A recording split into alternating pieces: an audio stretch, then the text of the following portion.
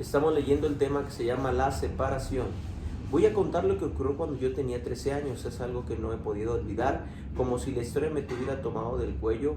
Puede sonar extraño, pero incluso siento las manos de la historia sobre mí, una sensación tan precisa que hasta sé que se trata de manos con guantes. Mientras la historia sea un secreto, me tendrá prisionero. Ahora que comienzo a escribir, experimento un ligero alivio. Las manos de la historia siguen sobre mí, pero un dedo ya se ha soltado, como una promesa de que estaré libre cuando termine. Todo comenzó con un olor a puré de papa. Mi madre hacía puré cuando tenía algo de qué quejarse o estaba de mal humor. Trituraba las papas con más esfuerzo del necesario, con verdadera furia. Eso le ayudaba a relajarse. A mí siempre me ha gustado el puré de papa, aunque en mi casa tuviera sabor a problemas. Aquella tarde, en cuanto olí el vapor, salía de la cocina, fui a ver cómo estaban las cosas. Mi madre no advirtió mi presencia. Yo me sentía como un hombre joven.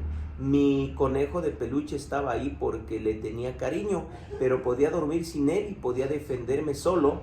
Ni siquiera cuando tenía el sueño escarlata me lo llevaba a la cama. El conejo me miraba desde su rincón con un ojo más bajo que el otro. No le pedía ayuda, pero pasaba mucho tiempo.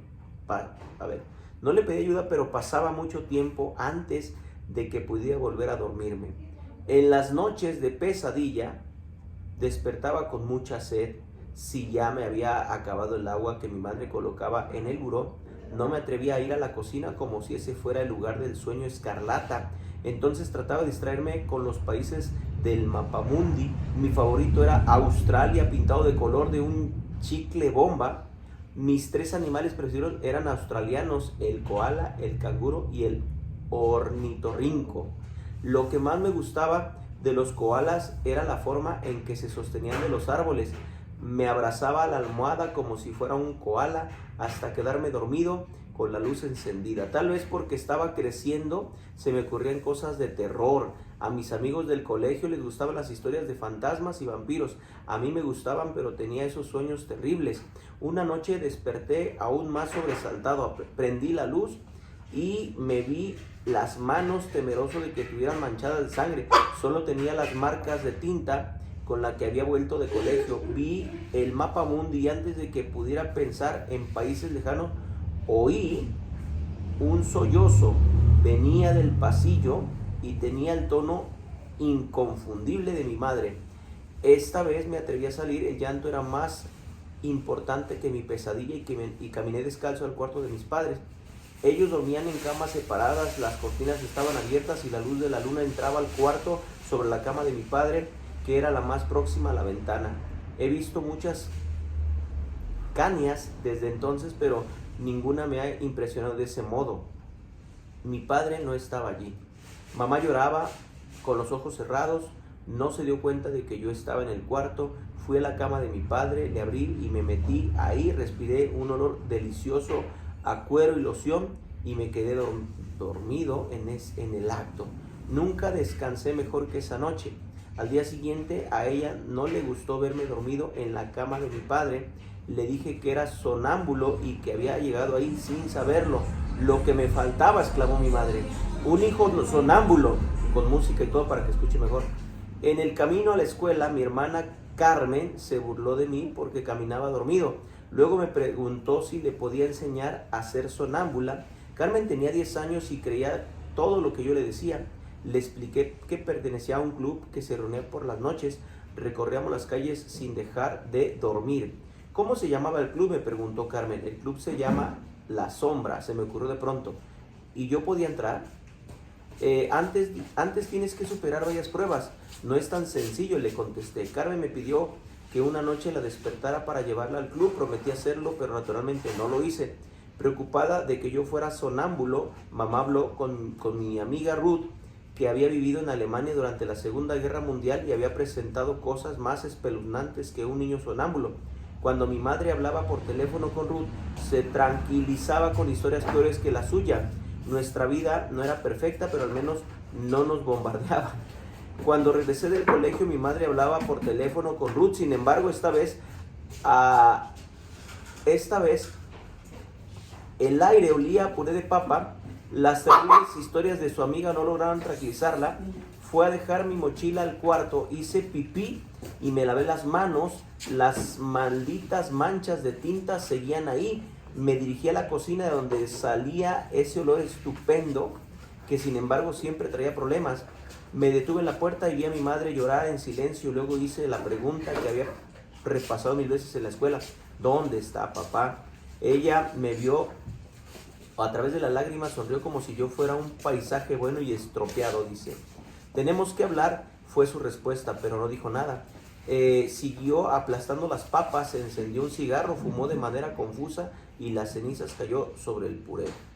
Yo me quedé como una estatua hasta que ella dijo: tu padre va a vivir un tiempo fuera de la casa, rentó un estudio, tiene mucho trabajo y nosotros hacemos demasiado ruido. Cuando termine ese trabajo se va a ir a París a construir un puente. Algo me hizo pensar que mi padre no iba a volver nunca a la cama que vi bajo la luz de la luna. Mi madre se arrodilló y me abrazó. Nunca me había abrazado así, arrodillada en el piso. No te va a pasar nada, Juanita, me dijo. Cada vez que me decía Juanita, sucedió algo terrible. No era un nombre de cariñoso, sino un nombre de crisis. El puré de papa de los nombres. No me preocupaba que me pasara algo a mí, sino que le pasara algo a ella. Quería que sonriera como cuando pasaba por mí al colegio y yo sabía que era la más guapa de todas las madres. No te preocupes, contesté, yo estoy contigo. Fue lo peor que podía decirte. Lloró más que nunca y me abrazó con muchísima fuerza hasta que el puré de papa con ceniza se quemó en la estufa. La estufa se llama el puré de papa, ¿verdad? Mi hermana llegó más tarde porque tenía clases de piano y nos encontró comiendo pizza. Para ella la tarde fue muy divertida. Mamá no tenía apetito y dejó que Carmen comiera todo lo que quisiera, el puré de papa. Tengo que decirles, mamá habló como si masticara cada palabra. Papá salió de viaje. ¿En qué se iba a acabar? A Carmen se le pareció genial porque pensó que papá le iba a traer un peluche. ¡Yupi! Me dio tristeza ver a mi hermana, contenta por no saber la verdad, pero hubiera hecho cualquier cosa para que nunca lo supiera. En esa época no estaba de moda el divorcio. Ninguno de mis amigos tenían padres divorciados, sin embargo, yo sabía que eso podía suceder. Había visto una película muy divertida sobre un niño que se le pasaba la mayoría porque tiene dos casas y logra que lo consientan mucho los dos. Mis padres no se pelean, pero tampoco hablaban, como si quisieran, nunca se daban un beso ni se tomaban de la mano. Una tarde resolviendo papeles en el escritorio de mi padre, encontré una carta dentro de un libro. El sobre tenía dibujos estupendos, espirales rosas, asteriscos azules, relámpagos en verde zigzag, parecía la portada de un disco de rock. El sobre contenía una carta, era de una amiga que quería mucho a mi padre y esperaba viajar con él a París. Sentí un hueco en el estómago y le di la carta a mi madre. Esto fue 2 meses antes de que se nos quemara el puré de papa, otra vez. A veces pensaba que ya se había puesto triste por mi culpa. Todo había sucedido porque yo le entregué la maldita carta. ¿Te vas a divorciar?, le pregunté a mi madre, cuando Carmen no nos oía. Yo quería divertirme en 2 casas como el niño de esa película. La verdad, tampoco quería ver a mi padre. Quería que regresaran para que mi madre estuviera contenta, nada más. No sé qué va a pasar, papá los quiere mucho, eso es lo importante. A mí no me importa que me quisiera, yo quería que la quisiera ella. Fui a mi cuarto a hacer un juramento importante, tomé el mapa mundi y ante el mapa de Australia juré que en esa casa íbamos a ser felices, aunque me costara mucho trabajo lograrlo. Esa noche no tuve pesadillas, pero tampoco pude dormir. Fui al cuarto que había sido de mis padres, donde ahora sobraba una cama. Bueno, creí que sobraba una cama. Me iba a acostar ahí cuando vi que Carmen se había adelantado. Como siempre, parecía muy contenta. Tal vez soñaba que la admitían en el club de la sombra. Terminamos con la lectura.